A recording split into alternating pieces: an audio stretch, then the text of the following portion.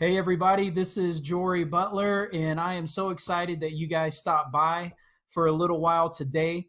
I have a really special guest that I want to introduce everyone to. And by the way, if you don't know me, again, my name is Jory. I do life consulting, and I really help people really discover their purpose and dig the gold out for their lives so that way they can live out their calling.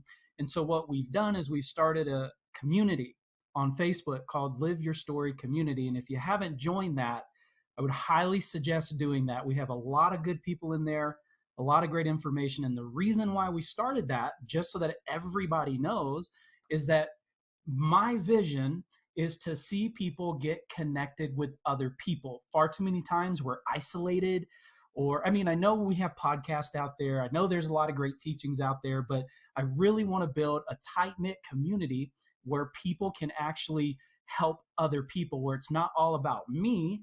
It's about people like that's going to be on our recording today, helping other people, and you connecting with this person. So I'm going to introduce this guy. His name's Tom Henderson. He is in the Sioux Falls area. I'm super excited for you to hear his story, hear his mission, hear his heart. And so, Tom, just welcome. Yeah, thanks, dude. It's Yeah. good to jump on with you here. So appreciate the opportunity. Yeah, well, hey, one of the questions I really want to ask about Halloween and candy, when your kids were growing up, did you take their candy, or did you like sneak it off? What was that situation like in your life? So as you mentioned, when my kids were younger, because I've got two boys, a senior in high school and a freshman in high school, and so Okay. when they would go out and they could go and collect as much as they wanted, but my wife had a rule, and the rule was is that they got to keep 25 pieces. Okay, so they got to keep 25 pieces so that we didn't have candy till Easter, right? So she's like, you get 25 pieces of candy, and then the rest of it goes into like candy dishes or like future gifts or my office or that kind of thing. And so, but the ones that I always made sure that I got a hold of after they got their 25, I would Yeah. always go and make sure that I grabbed the Twix. Okay, I'm a big Twix guy. I love Kit Kats Yeah. and any kind of an M&M, because there's nothing better than having some M&Ms and a cup of coffee at 2 p.m. in the afternoon when I'm sitting at my desk. So that was Is it kind of my jam. is that kind of like your vitamin B12, that energy kick in the afternoon? Right, just not as healthy. Right. Okay. Well, man, Tom, I'm super excited. I just want to let everybody know that you and I met, gosh, probably about 8, 9 months ago, maybe a little bit A little longer bit than prior to that. that, probably, yeah. And the first time I met you, I really hit it off with you. I connected with what you were telling me. I think you were sharing, like, right when we met, you're throwing your heart out there and you're telling me what you do. And I'm like, man, I'm going, man, I really like this guy. I need to know more about him. And so that's kind of how you and I got connected, through some mutual friends, that kind of thing. And I followed you since then. And so I just want to begin asking the question of, would you share with people just a little bit of maybe your upbringing, your background, and then kind of what you're doing today? And you can just kind of start wherever you want. Yeah. Well, sure. And first of all, yeah, number one, I'm a follower of Jesus. Number two, I'm a husband to Laura and a father to Isaiah and Chase. And then lastly, I'm the founder of a ministry called Restoration Generation. And I've been working now with students for over 20 years full time. I come from a broken home. When I was 9, my parents got divorced. We moved from sunny California to snowy Sioux Falls, and being a teen boy, kind of wrestling with all those, just kind of those identity issues, and thinking about just kind of the home I came from, and what would my future look like? Could I have a healthy marriage? Could I be successful in my life? And could I be a successful dad? And all those kinds of things, however you would define that, right? Mm-hmm. And so I just had this, and I had several people that invested in my life when I was a teenager, that were in the youth ministry world. And that was kind of how God, he really called me into youth ministry. And so right out of college, I was a youth pastor in Portland, Oregon, moved from Sioux Falls to Portland, Oregon. I was a youth pastor at a church for about 6 years. And then after 6 years, God called us back to Sioux Falls, a place we said we'd never come back do, a place we said that was great to be from, but not necessarily live, to do different styles of ministry here locally. And now we think, man, we would never want to do ministry anywhere else. I mean, if the Lord took us somewhere, we'd obviously go. But we are so excited about what God's doing here and what He's raised up. And so in April of 2010, we started Restoration Generation. That's a whole longer story than we have time for here today. Mm-hmm. But I just knew that God was calling me to do as much as I could to reach a generation, not just reach a generation, Jory, but to restore a generation. Because so many of these students that we are walking around, that we see today, they know nothing but broken relationships. Wow. With their families, with their community, as weird as it may sound, within themselves. And so utilizing my story of restoration that's took place between me and God, the restoration that took place between me and my dad, how could that be a platform to help restore a generation of relationships, both with God and with each other? And so we've been very, very thankful that the Lord's been so gracious in allowing us to go to 28 different states over the last 10 years, speak in schools, speak at conferences, festivals, student outreach events, and just seeing God do some amazing things. God, just through wanting to provide something for students for after they come to Christ, how do they really go and live that out? So in 2013, late 2013, we published our first book, Heart Not Hype, which you're familiar with. And it's just, it's basically Christianity 101. What does it look like to walk with Jesus day in, day out? Because we don't live our lives on the mountaintops. We live our lives in what I like to call on the plains of normalcy and in the valleys of challenges. Being from South Dakota, that's lingo that we all know because it's very plains here. So, God's used that to help disciple both students and adults. I've discipled many men through it, and that's been really good as well. And then about 5 years ago, God gave me the vision and said, what if we could impact the home a little bit more? Because I was speaking to about 25,000 students a year around the country. And so you were traveling quite a bit then. Yeah, I was traveling quite a bit, and because not everything was a large crowd. Some of them were smalls, retreats and events and such. But yeah, but one common theme that I was hearing, Jory, was, man, my dad's not around. He's either gone completely out of the picture, or even when he's there, he's kind of emotionally checked out, or not spiritually there, or whatever. And then the second thing was, and if they are around, my parents never do anything. They don't seem to really enjoy being together. They don't really do much as a couple. So I thought, well, what if we did a men's event where we would call men together, and just with the goal of helping them love Jesus, love their wives, and love their kids. And what kind of impact could that make on our homes, on our teenagers, on our future teenagers, in our community, in our workplaces, that kind of thing. So we began praying about that. We did our first one in 2016. We had 143 men, and I think it was just a bunch of dudes, to be honest with you, that were connected to me in some capacity and just wanted to show up so I didn't have to have an empty room. They just wanted to sort of, kind of be successful or whatever.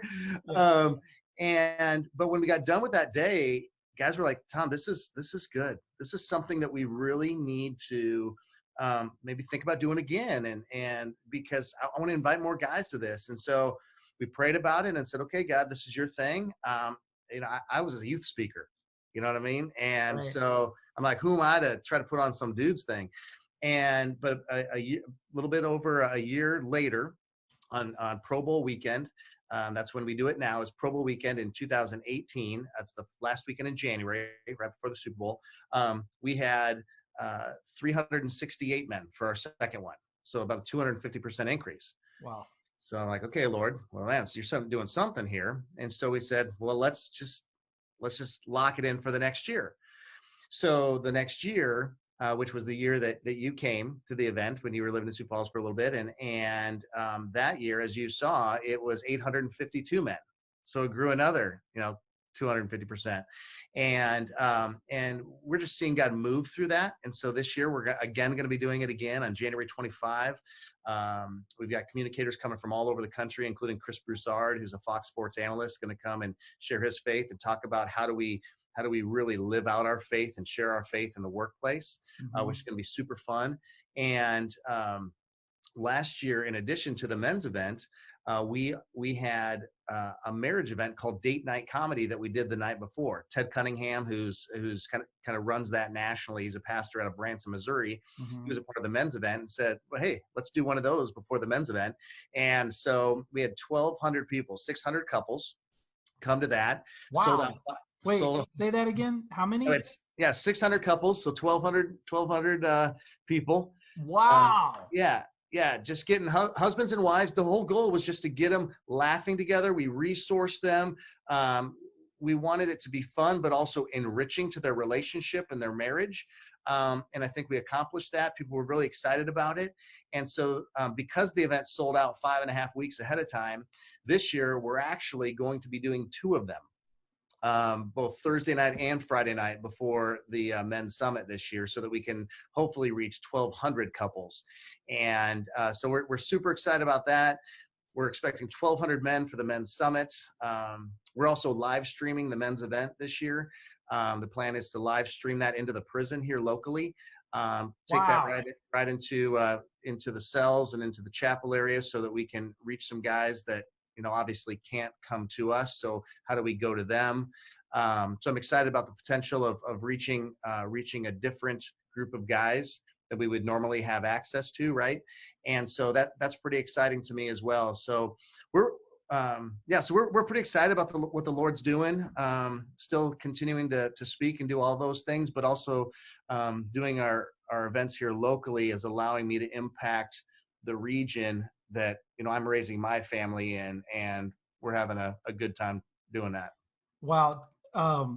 Wow. And I say, wow, I really love what you said. You guys are live streaming this event, and it all started with a heart of, I want to be restored, not only in my relationship with the Father, I want to be restored with my relationship with my earthly father. And so so here's where I'm going with that. I love the fact that you guys are doing a live stream to people that are quote unquote captive. I mean, yeah, they're captive in the prison or in the jail, and you guys are bringing the love of Jesus in a way that most of those guys won't get to see. So there's going to be such an impact there. That's exciting. Yeah, I think so. One of our communicators this year is out of Detroit, and his big passion is releasing men from emotional incarceration. And I think about a lot of the things that I had to endure to overcome when I was a kid, and even as a young man. I brought a lot of anger, fear, different things into my marriage, and the process of forgiveness in my own immediate family with my dad and different things like that. I was in a prison, and kind of an emotional prison, kind of behind bars that you couldn't see, right? So one of the things that I'm very excited about is that we're gonna be able to communicate to guys that maybe, again, we're not able to come. And so we're even going to be able to go in there and the day before the summit as well, and myself and the comedian that we have coming, and do a chapel for those guys. And our heart is just that we restore relationships with God and with each other. And so we are looking to do that in any way that we can. One thing I'm super excited about it in March is we're going to be doing a parenting conference. We're going to do it on Friday the 13th. We're going to we're going to do it on Friday the 13th, so we can market it as, parenting teenagers doesn't have to be scary, even though it is. And so myself and Stuart Hall, who's also going to be at the Men's Summit, he works with the Orange Conference. He and I are going to do a parenting conference. We're going to have a comedian a part of that, make that a real fun event for parents to come and just, again, recognize they're not alone. A lot of times as men, you spoke about isolation when we first started. Men feel isolated, like they're the only ones that have this kind of feeling. Am I measuring up? Am I producing enough? Am I, when I stand before the Lord, is he going to say, I'm proud of you? And the same thing goes for when we're parents. We think we're the only ones that are dealing with parental issues, and that our kids are the only ones that are giving us a run for our money. Sometimes that's all they're running for is our money, and as they come and say, I need another 20. But, it's how do we really help people link arms which is one of the biggest message that I shared in the public schools when I was doing a ton of those, is how do we get us to link arms and unify us towards the common goal of knowing Jesus more, making him known, and building our families on the foundation of Christ and the love that he has for us, and then pouring that same kind of love out for one another. So I mean, it's pretty amazing to be able to be a part of his work. And one of the other things I guess I could keep talking about all the stuff I'm excited about, but we have a youth leader network now that we're doing each month as well. So we're bringing youth leaders from around this area together once a month for lunch for the purpose of unifying them around the common mission of reaching families and students for Christ, Mm-hmm. encouraging them just in their own walk with Jesus and their marriages and their relationships, encouraging them to stay in the game because ministry is hard, youth ministry is hard.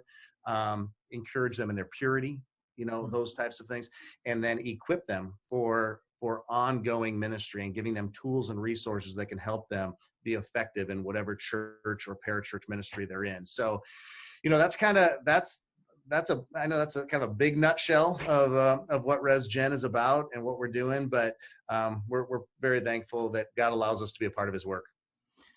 Wow, it's I have friends out in California, San Diego area. It's a family of 10. So they're pretty busy, and Yeah. they have all kinds of ages. And one of the things that, in speaking with one of my friends, the parents of these kids, they're struggling out there. And I know that because you traveled the country, you talk to many youth, and then the youth leaders. I think that's a valuable thing you're doing for youth leaders because they're in the trenches. Yeah. They're in the battlefield of all of these kids and what they're dealing with social media, bullying, cutting, like all those things that just are inundated with these kids nowadays. So, man, I just want to give you kudos for that. That's awesome. But I want to go back on a couple of important things. I think our audience needs to hear something, and I think it's super valuable. I think sometimes we can acknowledge that there's a wounding in us, and the way I've been raised, or the guys that I've talked to, they call it a father wound, and I'm pretty sure you're familiar with that. And we all have them at some level because they're imperfect people. Our parents are. And so the importance, would you mind telling people if they're in a place of unforgiveness, or there's something going on where they're not right vertically or horizontally, what kind of words of wisdom would you give somebody watching today? Because, man, somebody's scrolling through Facebook or they're online and they're going to run across this. And I really feel like you have a great thing to tell them and a powerful thing to help change their life. So I know I'm not going to put too much weight on you there, so don't feel like you have to be perfect with it. But whatever's on your heart, man, share it with our audience.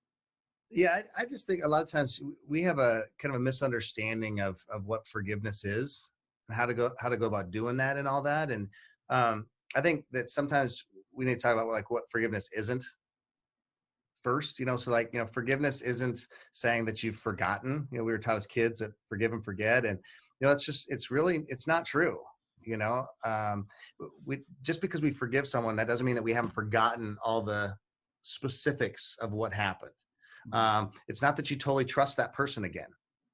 It doesn't mean that you can stand being in the same room or whatever. It's just forgiveness really is just a releasing. It's releasing, whatever hurt, anger, resentment, all that kind of stuff to the Lord, and allowing him to be the judge, the way that scripture says that he is, as opposed to having us on that seat. And I really do think that when we do that, a couple things happen. Number one, it can bring freedom into our lives, because whether we want to recognize it or not, we are kind of in this emotional prison of what is, and it's really coming in between our ability to trust other people, to fully trust God, to have healthy relationships with other people, because there might be fears that exist that could happen again. Now, obviously, we need to protect ourselves. We need to, have some boundary lines that are in place. Those are definitely appropriate and all of that. But the relationship piece maybe is not going to be healed but the inward healing can take place, and that only comes, through Christ. I mean, in its fullness. And so, like, even the steps of how to forgive, I think it starts, Jory, with us first recognizing our own need for forgiveness and thanking Jesus for the forgiveness that we all have personally. Saying, look, I don't know what this forgiveness thing looks like and what its results are going to be and all that, but first let me just say, Jesus, thank you for the forgiveness that you offer me. And then now, would you help me? Would you help me forgive? Would you help me release? I don't want this to hold me in bondage anymore. I don't want this to keep me from having relationship with other people any longer. I want this to be released. Now, does that mean that you're never going to have memories flood in? Does that mean that everything is going to be perfect? No, of course not. No, but when memories do come back, when we can feel anger coming back in or residing with us again, it just gives us another opportunity to say, nope, you know what? I'm releasing that. I'm releasing it again. I'm allowing Jesus to take it, because I'm not going to be held in bondage to that anymore. That's not who I am. My identity doesn't come from that. I think a lot of times our identity gets wrapped up in our hurt and whether that be in words or, the experiences or whatever. And I get that. I mean, that was something that I had to wrestle with as well. But our identity is in Christ as a restored, forgiven son or daughter of the Most High God, not in what's happened to us, but what He's doing in us and through us. And so I know when we say stuff like that, it can sound trite, it can sound bumper stickerish, but if we really begin to just say, God, how do I process, how do I move through this with your help? And then we have other people, like I told you earlier, that I had a couple individuals that really impacted me, and I had a couple of guys that were very, very influential in my life when I was a kid, and continue to be influential in my life today. And they're guys that came alongside me and journeyed with me. That's one of the most powerful things. That's super important, because again, the isolation thing for men. What would you tell men, or even anyone, youth, men, women? They're struggling with forgiveness. They're starting this journey. Who do they call? Who can they go to? What can they do to start today? They're watching this now. What can I do today? What do I do? I'm alone. Yeah, I think that, again, I think it just starts on our own knees and just saying, God, I need your help. And then especially the hardest part is that if you don't feel like you have those deep earthly relationships currently, because I think that there are a lot of us that's like, we know we have friends, we know have people that will journey with us if we just kind of open up with them. But for those that are really struggling to find those deeper connections, those are the things that I think are a little bit more difficult, really praying. And they have been praying in a lot of cases, God, would you bring someone? And that's where the answer is not easily given for in a question like that is because you can't just say, well, pray harder, or, just go and open yourself up to more, life groups or whatever. Can those work? Sure they can. But I think it's really being open and saying, are we willing to open ourselves up to that? What are those channels? What are those opportunities that maybe we aren't currently, recognizing? And I think that a lot of it comes through our connection to the local church. Again, one of the things that happens sometimes, I find, with students, with adults, is that when bad things happen, we tend to pull ourselves away as opposed to running towards. And as hard as it is, sometimes we really need to allow God to, pull us into the body of Christ, to lean in even when it's a little bit uncomfortable. And again, that's a timing issue. And that's something that everybody kind of has to decide on their own as to where they're at. But it's that, at least that openness to say, okay, how do I find that? Well, I think, like you said, you start with your closest people that you can trust, your local community, the church, ministries like what you have is a great starting point, a good launching point, just to even start that process. So I know the major impact it makes on society when you live in freedom because of your relationship with Jesus. You know your identity. If unforgiveness starts rearing its ugly head, like constantly saying, I'm not holding it, I'm not going to hold it, I'm going to give it back to you, Father. You hold this, even though I have the feeling of anger, the feeling of hurt, or whatever that thing is. I'm going to constantly, as it comes against me and my identity, I'm going to constantly give it back to you, Father. And then to have other men and other people in community is just so important. We can't do it alone. And I think you've said that over and over again. We got to be in community in some shape, form, or fashion. So just to kind of wrap this up, Tom, I appreciate you. I appreciate what you're doing. Just kind of as we're closing, tell everybody again just the dates of the conferences that you're doing, and then the best way to get a hold of you. Because my goal is to connect other people that might be struggling with the things that we talked about today to be able to connect with you in the ministry. Yeah, so the big weekend is January 23rd and 24th is date night comedy, and then January 25th is the men's summit. All the details on those two events are on my website, resgen.org, RESGEN. For Restoration Generation, resgen.org. That's the easiest way to get in touch with me as well, whether that be for speaking at events, getting access to, like, we have a lot of churches and ministries that use Heart Not Hype for their follow-up materials. So getting those in bulk at a real very, very inexpensive price, because we just want to get those out and help people in their discipleship efforts. So that's probably the easiest way. Finding me on Facebook, whether that be my personal page or my Restoration Generation page. Those are easily found as well. So that would be another way to do that. But yeah, I mean, any way that we can help encourage and just help others, we're all about that. And how do we make sure that we are just encouraging, and this as well as I do, Jordan, that the body of Christ is meant to be the body, and that we're meant to work together. And that's when I think that amazing thing happens, is when we link arms and we work together on kingdom work. And that's one of the coolest things about the men's summit that we've seen, is that so many churches are encouraging their men to come, and then hopefully we are unleashing them back into their churches, and they're making their men's groups stronger.